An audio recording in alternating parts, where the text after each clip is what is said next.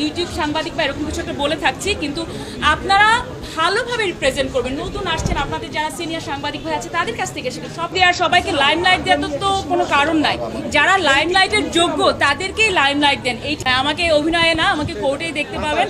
এবং অভিনয় করার জন্য মিথিলা যে আজকে হলো মিস ইউনিভার্স বাংলাদেশে, বা আদার কন্টেস্টেন্ট যারা ছিল, বা নতুন নতুন মেয়েরা যারা আছে তাদেরকে ওয়েলকাম জানাই। আমি অনেক কাজ করেছি এবং কখনো যদি ব্যাটে বলে মেলে, আমি সবসময় বলি আমি অবশ্যই করবো। দেখেন, মডেলদের জন্য এই যে ভাইরাল এই যে ব্যাপারটা, এই কথাটা বলা হয় না, সেখানে শুধু মডেল না, আপনারা অনেককে মডেল বানায় দেন। এবং কেউ হয়তো বা একটা ফটোশ্যুট করলো। আমি 17-18 বছর ধরে কাজ করি, হ্যাঁ, এবং আমি জিমে যাই। আমি একটা কাপড় পরার আগে, একটা ইভেন্টে আসার আগে কী কাপড় পরবো সেটা আমার চিন্তা করতে হয়, এবং কোথায় কি কাপড় পরছি। এবং অ্যাট দ্য সেম টাইম আমি যখন আমার বাসায় থাকি বা নর্মাল অনুষ্ঠানে যাই, একই কাপড় আমি 20 বার রিপিট করি। That's normal life. তো এইটাকে নর্মালাইজ আপনারা করতে দেন, এবং সবাইকে পাবলিসিটি দেওয়ার, সবাইকে লাইমলাইট দেওয়ার তো কোনো কারণ নাই।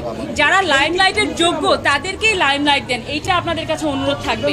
আর আরেকটা হচ্ছে, দেখেন, যে একটা ইভেন্টে গিয়েছিল কিছু মানুষ, সেটা নিয়ে আমরা একটা কন্ট্রোভার্সি দেখেছি, এবং তার পাশাপাশি কিন্তু আমরা দেখেছি অনেক সুন্দর সুন্দর মানুষ অনেক ভালো পোশাক পরে অনেক ভালো কথাবার্তা বলছে, সেইটা হাইলাইট করেন। এটা শুধু আমি বলবো মডেল বা যেই সব মেয়েরা আসছে, নতুন মেয়েরা, শুধু তাদের না, আপনাদেরও কিছু রেসপন্সিবিলিটি কিন্তু থেকে যায়।